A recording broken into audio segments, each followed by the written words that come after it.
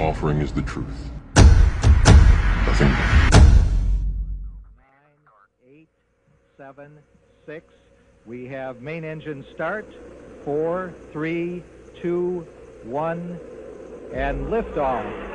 Liftoff of the 25th Space Shuttle mission, and it has cleared the tower. On January 28, 1986, CNN watched the Challenger launch live on the air with its viewers. They and the other media outlets told you that the astronauts died in the explosion.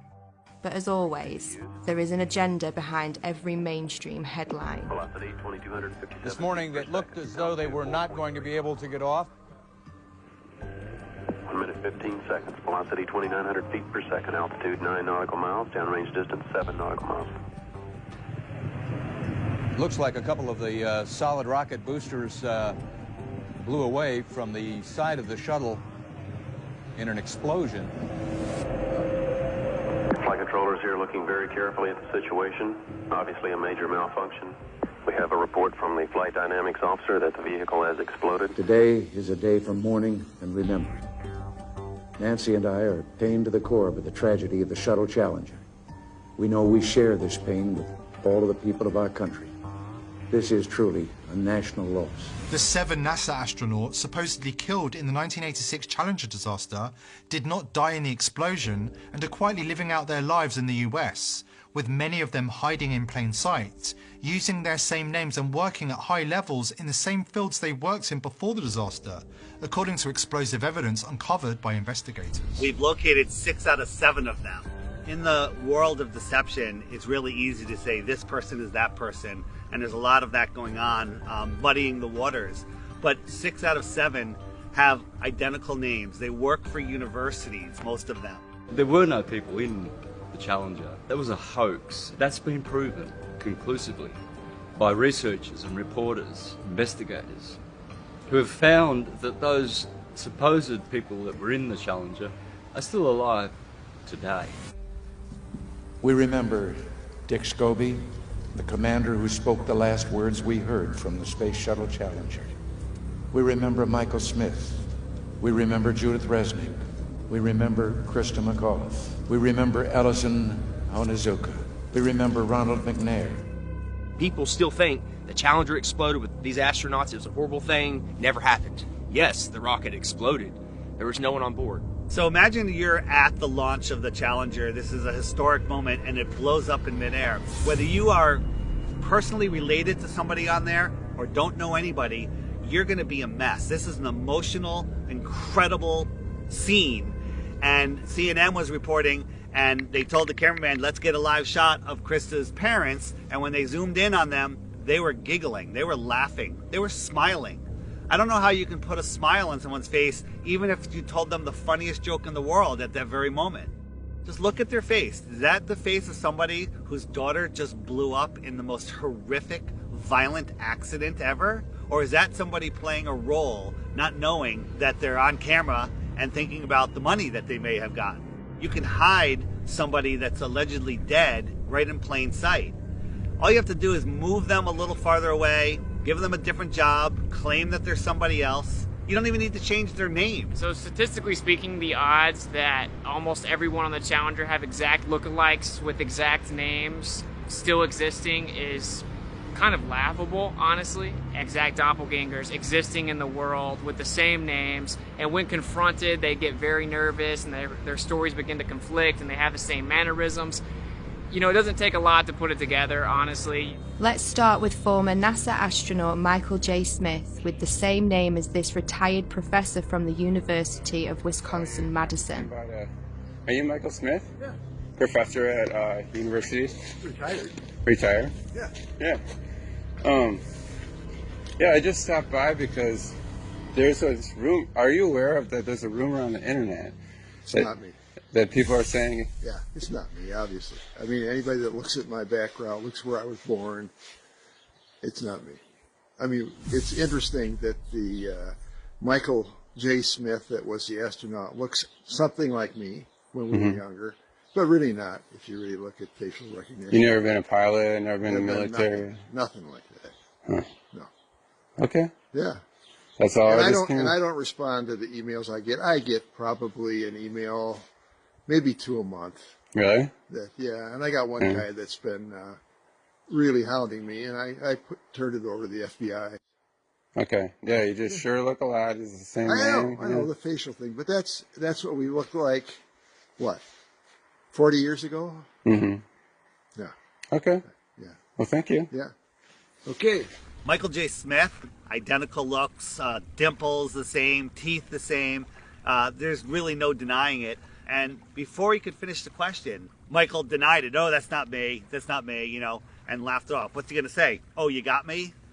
Not going to happen. The driveway footage of Michael J. Smith, that's real. I mean, that can't be a deep fake, you know, so at some point you got to stop trusting liars. We don't hide our space program. We don't keep secrets and cover things up. We do it all up front and in public. Next is former NASA astronaut Judith Resnick with an exact doppelganger working at Yale University. 37 years have passed and she hasn't even changed her name. Side by side, there's no denying it. When she's approached, she has a very odd way of not responding. Hey, Judy? How you doing? I'm from the press. I just had a quick question, if you don't mind. What press? I'm from a radio station in San Bernardino. I know there's a conspiracy about the space shuttle. No, I want to be polite. Friendly, just a question. So there's a lot of rumors about you being on that space shuttle. Obviously, you know, if you want to comment, we would really appreciate it. Kind of odd that Judith is in full panic mode when realizing the press is in her presence. She's no stranger to being in the spotlight. She even made her way into Hollywood for a quick cameo. If the choice is to allow Americans to be taken as hostages or to be executed, I'll bring my own fucking rope. Saddam backed down, and Ambassador Wilson helped thousands get safely home. When he himself came home to the United States, he was warmly greeted by our president, who took him to the Oval Office and introduced him to the War Cabinet as an American hero. Commander Dick Scobie had a company called Cows and Trees, and when you went to his website, there was an animation of a cow taking off like a rocket with a smoke stream coming out of its backside, doing a twisty curl in the air that looked remarkably just like what we saw with the Challenger. And after we started making videos on that and it started going viral, that website disappeared, never to be seen again. And nobody could have predicted back in 1986 that in 30 some odd years from then that there would be something called the internet that would bring all this information to the tip of your fingers, and you'd be able to search through pictures, Facebooks, websites, profiles. Now these people are scared. They're hiding their profiles, they're deleting their websites, they're making their Facebooks private. Onizuka and McNair are always together. They're hanging out at NASA and always talking about themselves. Ellison Onizuka, if you look at clips of him back in 1986 when this happened, he actually spoke like, every other word was, Let me say that it's really a pleasure to be back. If you look at clips of his brother, Claude, now speaking, it's the same exact thing. Every other word is, But Ellison's dream is continued to be carried on. I think we got some... we're very fortunate that I think we're ready to go fly. Thanks for being out here today. His brother just so happens to be the spokesperson for the Challenger tragedy. Why aren't there any pictures of his brother back when this happened? Why didn't his brother speak at the funeral? Use your head. Former Governor Ariyoshi, who has a story about a picture that survived the Challenger disaster. Ellison Onizuka came to see me one day, and he wanted a family photo. And he wanted to take it up on a Challenger, and he's going to bring it back, inscribe it, and autograph it. But that Challenger accident happened, and I felt very sorry to lose Ellison. But I didn't even think about the photo. I thought everything else must have been destroyed completely.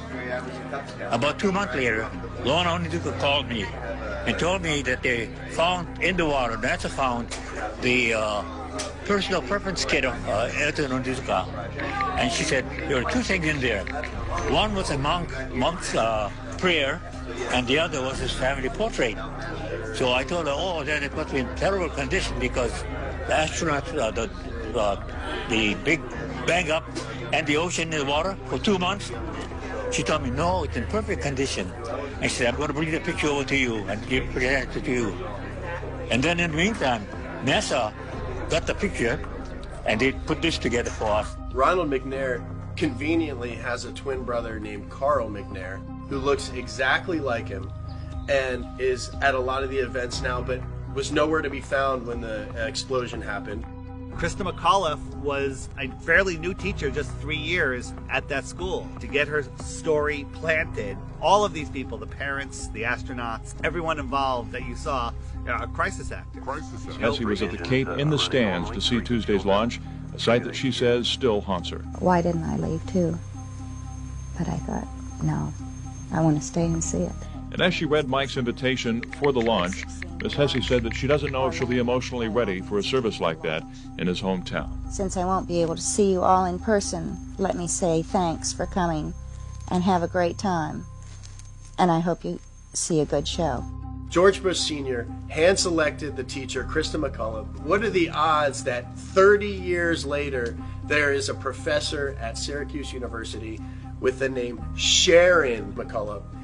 I still can't believe that I'm going to actually be going into that shuttle. It just really doesn't seem possible. Krista McAuliffe was asked if she had any fears about her space shuttle flight. People really feel that space travel is safe now. It's not that earlier feeling that, oh, it's going to blow up or something's going to happen. Right at this point, I feel that I'll be okay if I go up. The reason they did it was a psychological operation to justify not doing manned space flights anymore and to pull on your heartstrings with an emotional cover. So if you dare question it, then you know you're immoral. And then when you look into it, you find out, of course, that you have all these people still existing in the world. So basically a government version of witness protection for NASA. Our nation held a vigil by our television sets. In one cruel moment, our exhilaration turned to horror. We waited and watched. They were waiting and watching. When they saw the explosion, there was confusion. Was something wrong? The principal and teachers weren't certain either. Then it got very quiet as the horror of it began to register. Besides the trauma-based mind control and putting children through that trauma, and also it reinforces their model. It reinforces their religion. Look, this terrible thing happened. We're trying to go to space. We're trying to explore for science. But oh, look, all those people died. But at 1 o'clock, school was closed. It had to close. I felt as if my whole body blew up inside when I saw that. And I can just never be as shocked as I am now. Seeing it with my own eyes, it really just scared me. Some astronauts blow up in a rocket. What does that do subconsciously to the average person? They don't want to go up into space. They don't want to blow up in a rocket. We'll leave that to the professionals. We'll leave that to NASA or government. Once they had seen the evidence on the visual screen that there would be no survivors, it suddenly became apparent to them that they were dealing with death. The government had incentivized the different public schools to play the Challenger in their classrooms. So they rolled their TV sets out, they had all the children sit down and get ready to watch it, and 20% of the American public watched the Challenger event happen live. And within 1 hour, 80% of Americans had seen the Challenger tragedy happen. So just like with 9/11, they have everyone see this traumatic event, and then we're all in unison that we're traumatized. When it blew up, it was a form of trauma-based mind control that, some people will never grow out of, and then the emotions kick in and you're unable to think logically about what's going on. Of course this was planned. They made every school show this event live. They wanted these kids to grow up defending this tragedy. Think about how many field trips come here, unfortunately. And they go in and watch that Heroes and Legends thing, and they come out thinking that this is the greatest possible hero that they could ever be. And that's just, they're actors. And we're building them up higher than your father, police, military, all these people that are actual heroes. These are actors working for a government agency. So. Next. Last telemetry from Challenger was received 73.618 seconds after launch. The actual vehicle breakup was essentially obscured from view by the vapor cloud which abruptly enveloped the vehicle. Hundreds of fragments were noted exiting the ET cloud. Those identified included the shuttle main engines, the left wing, crew cabin, and both SRBs. What was happening to the crew at this moment? They were still alive. Challenger's fast. Launch is fast. It's bang, and then it's a 2-minute ride down. And you're conscious, we know that. Astronaut Story Musgrave told me the crew survived in that white cloud. It was Challenger's fuel tank that exploded. The shuttle itself just broke apart. The crew compartment with its 7 living occupants was intact. The initial path of the crew cabin from the vapor cloud carried it across the path of an adjacent contrail, clearly revealing its truncated form and attitude. The left wing became visible at 78.531 seconds. The main engines and crew cabin are also identifiable. It took 2 minutes and 45 seconds for the crew cabin to hit the water. A NASA statement released after the accident reads, "The forces to which the crew were exposed during orbiter breakup were probably not sufficient to cause death or serious injury." At the bottom of the ocean, investigators found that some of the crew's emergency oxygen masks had been turned on. Said another astronaut, Scobie fought for any and every edge to survive. He flew that ship without wings all the way down. They were alive. They were alive. They were alive.